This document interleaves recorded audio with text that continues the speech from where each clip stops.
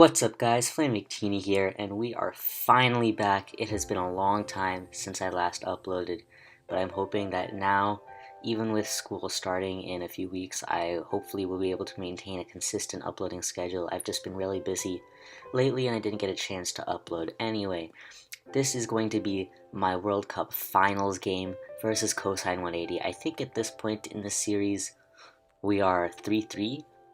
I don't remember exactly. Um, maybe we were 4-4. No way. We were 3-3. We were 3-3.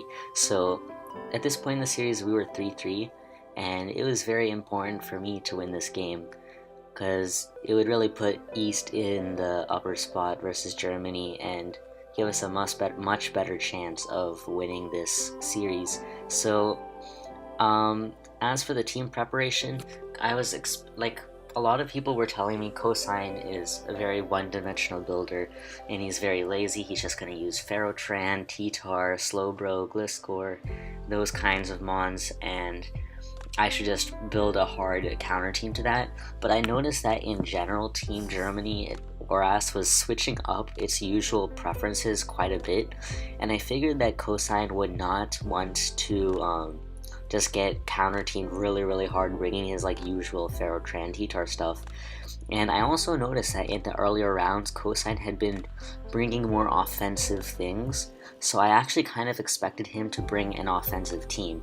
And this is why I wanted to build around Life Orb Tornadus. With its great speed tier and power, it's really threatening to offense, but it can also do a ton of damage to defensive teams. Heat Wave and Superpower lets it really beat up on Ferrotran teams. It can pressure Skarmory teams a lot. It Life Orb Hurricane. It just is so threatening versus balance. I thought it would be a very versatile and effective Pokemon regardless of what Cosine brought.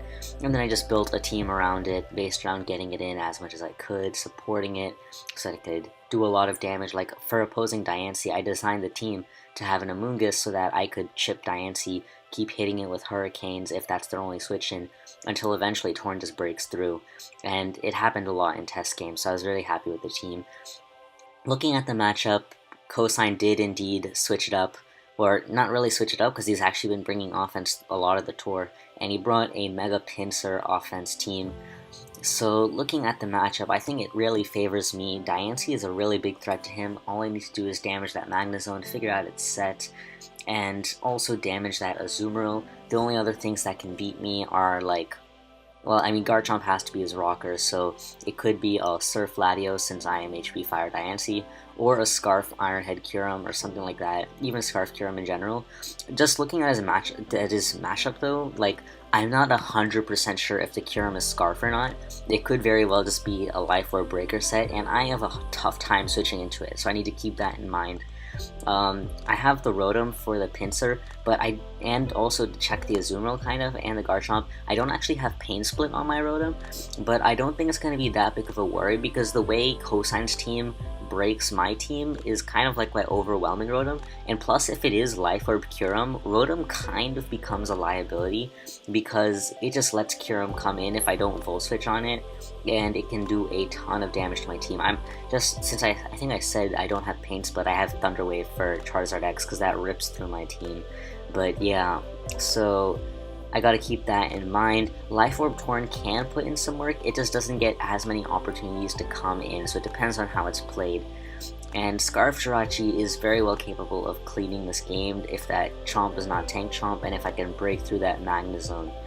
So yeah, I'm gonna lead off with my Diancie because it just matches up so well versus Cosine's team, and he does lead off with this Magnezone. I'm guessing predicting the Diancie. I'm just going to Mega Evolve and use Protect right here.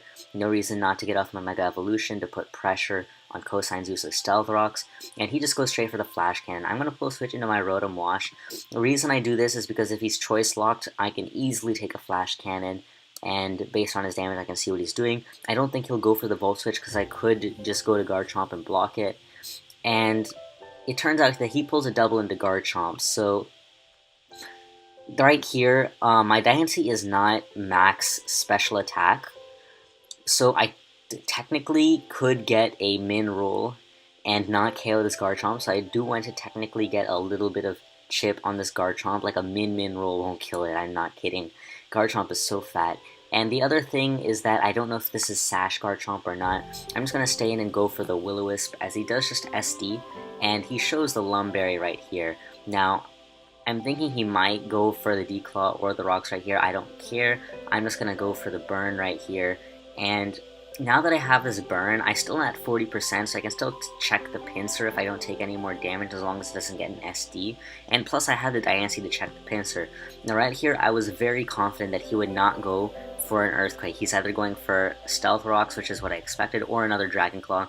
So I pull a switch into my Diancie, and this is great. I get up my Rocks, and I put the pressure. So I put the pressure on Cosine to defog, and I get my Diancie in to force his Garchomp out. I just go straight for a Moonblast to be safe. If I HP fired there, that could have actually been pretty big in, if I HP fired there, that could have been big in the late game, because you'll see that damaging this Magnezone is going to become important for Diancie to break through his team. I'm going to pull a hard switch into my Rotom because I don't think he's going to go for a Volt Switch or a Electric move, since I can easily protect on that and then just go to my Garchomp, and if he stays in, he's just going to lose all the momentum. If he's Choice Locked, and if he's not Choice Locked, I think he'd go for the Flash Cannon anyway, assuming that I'd protect to see what he wants to do. So I pull a hard switch into my Rotom, and based on that Flash Cannon damage, I see that he's Choice Specs. Another thing I forgot to mention is that my Diancie did switch out before his Magnezone, so I knew he wasn't Choice Scarf from the start.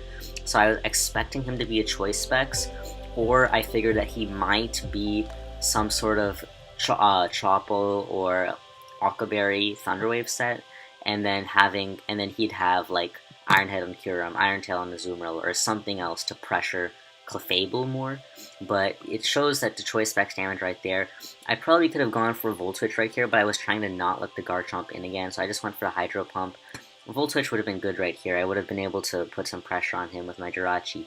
But I'm just going to pull a hard switch into my Jirachi right here in case he wants to attack, as he does just go for the Defog. This allows me to U-turn very freely into whatever I want. He does choose to go to his Garchomp, so I get some good chip on that. I take a little rough skin, but it's not going to be too big in the long term. And this main thing is that it allows me to bring in my Diancie again, which is what I want. I'm just going to go for another Moonblast. I think a Moonblast plus an HP Fire kills Magnezone at this point. So he actually goes to his Azumarill and reveals the Assault Vest. I'm going to pull a switch into my Garchomp right here. The reason I don't go to Amoonguss is twofold. One is if he predicts the Amoonguss and doubles the Pinsir, I get put into pretty much a situation where I lose a Mon, and I really want to avoid that at this point. The other thing is that I don't think he's going to go for a Play Rough, and even if he did, Garchomp can live it. It can get the chip on Azumarill so that Azumarill is put into range of another attack by Diancie, and I also put some pressure to KO it with an EQ after that damage. And also the other thing is if I went Amoonguss successfully on a Waterfall, I can't just click Spore and put something to sleep because he has that burned Garchomp. And I'm trying to avoid letting him get up Rocks, because those Rocks let him damage my Diancie every time it comes in, and that itself could be really, really big in the end game. So I'm just trying my best to avoid the Rocks from going up on the field from his end. Now here I make a really bad misplay. I made a few misplays this game. This was one of them. I definitely should have just gone for the Rocks, I think. Like, I went for the Dragon Tail predicting Latios, but even if I Dragon Tail and then Latios comes in, he's pressured to defog, and I can potentially Dragon Tail on that anyway. Or I can just go to my Jirachi on the defog, U-turn out back into my Diancie, and just put a lot of pressure on Cosine's team offensively. And going for the Dragon Tail here was unnecessarily aggressive. If I got up Rocks and he Play Rough me, I still gain something. I gain a forced wasted turn from Cosine of defogging, and chip on anything he brings in before that defog comes off. I could have also EQ'd and gotten rid of this Azumarill. That would have been nice, but yeah, that might have been unnecessarily aggressive because it gives this Latios a free turn, and Latios is a threat to my team. I'm going to go to my Rotom, and I'm just going to click Volt Switch. I was originally considering Hydro Pumping in case he wanted to go to Garchomp, but I realized that I did not want to let him bring in his Kyurem for free on my Rotom, so I decided to go for the Volt Switch as he goes for the Aqua Jet on my Rotom just to make sure that it's in range of his Pinsir's close combat. I'm going to go to my Tornadus right here as he goes to his Kyurem. I'm going to pull a hard switch into my Jirachi because I don't want to risk this Kyurem being Scarf, and we see right there that it is indeed a Scarf Kyurem. So I'm just going to U-turn on right out of there, since I know if he stays in I can just go to my Amoonguss. without a problem, and he goes into his Magna Zone, letting me get a little chip on it, and that is going to matter in the end game. And I'm just going to go into my Torn since I know I can get a kill right here. I just click Heat Wave, and he just sacks his Garchomp. I'm just going to click Heat Wave once more and kill off this Garchomp. So let's see right here. I think he goes into his Kyurem again, yes, and I'm not really sure why he doesn't attack. Maybe he was...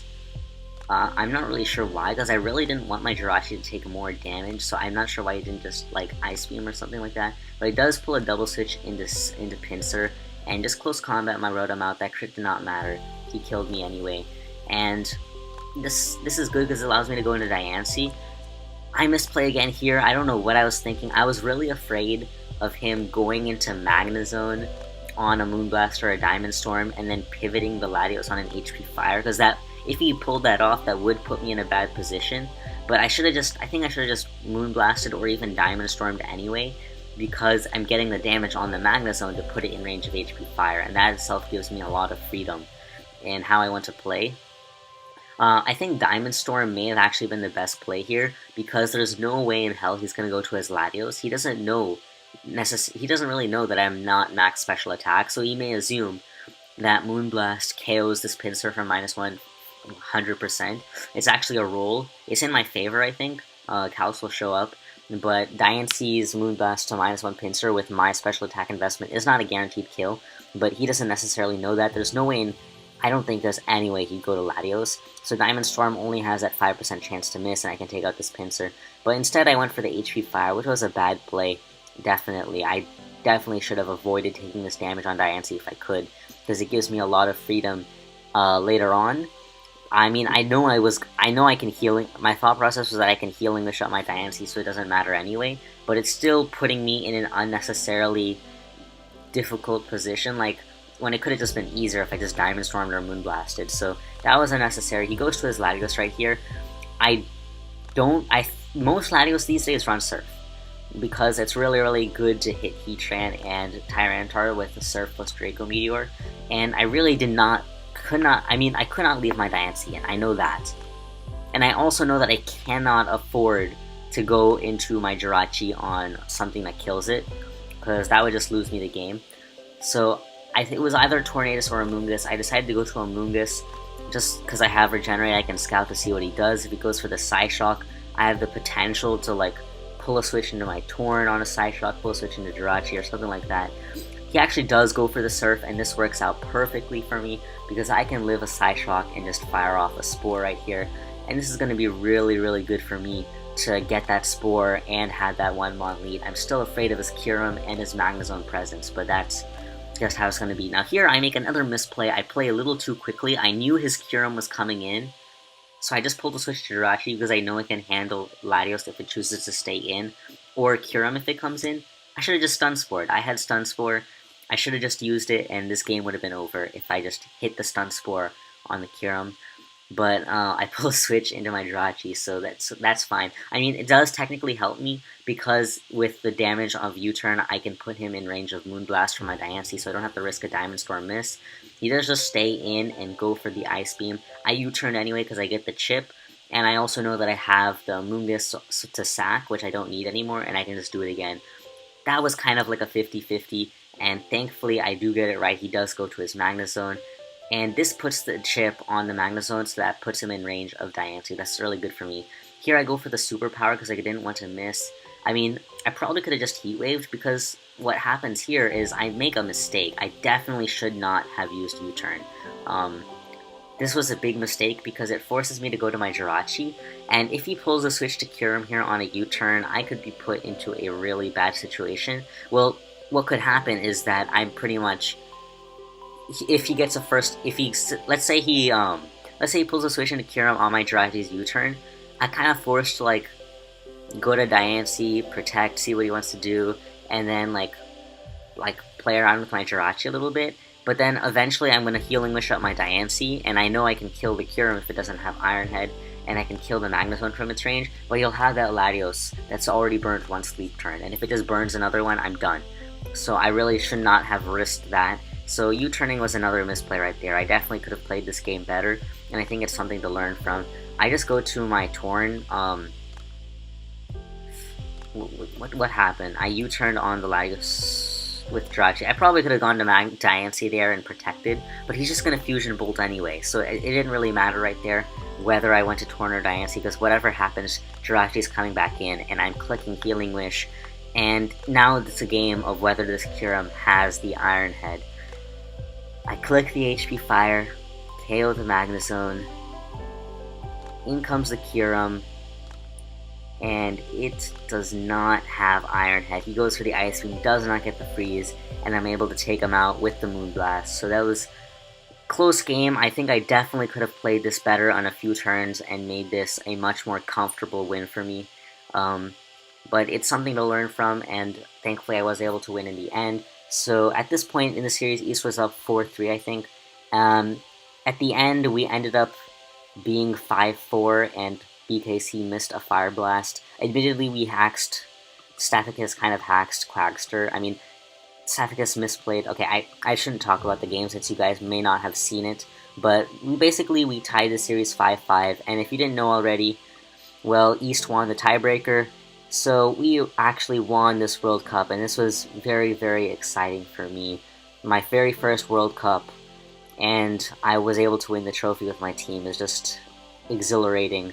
So yeah, if you haven't seen the tiebreakers games, or if you haven't seen the other games of this series, I'll link the thread with the replays of all of the World Cup games, and I'll link the finals thread in the description of this video.